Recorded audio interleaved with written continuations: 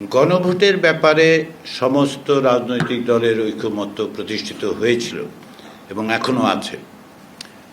এই প্রক্রিয়ায় বাস্তবায়নের ক্ষেত্রে গণভোটের প্রয়োজন এবং গণভোট অনুষ্ঠানকে সকলেই মনে করেছেন যে জনগণের অংশগ্রহণ নিশ্চিত করার জন্য এটা একটি অত্যাবশ্যকীয় শর্ত। সেই বিবেচনা থেকেই জাতীয় ঐকমত্য কমিশন গণভোট অনুষ্ঠানের প্রস্তাব বা সুপারিশ করেছে।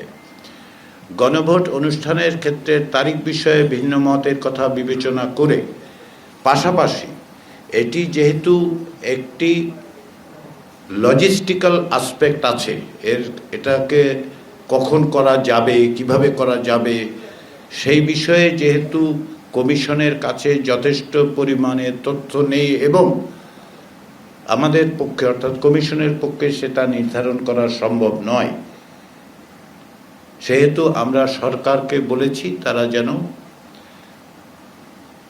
আদেশ দেবার পর এবং জাতীয় সংসদের সাধারণ নির্বাচনের আগে গণভোট অনুষ্ঠান করেন।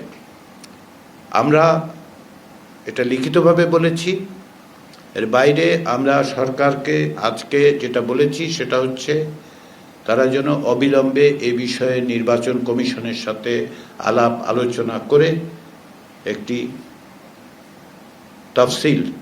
নির্বাচনের তফসিল তৈরি করে ফেলে।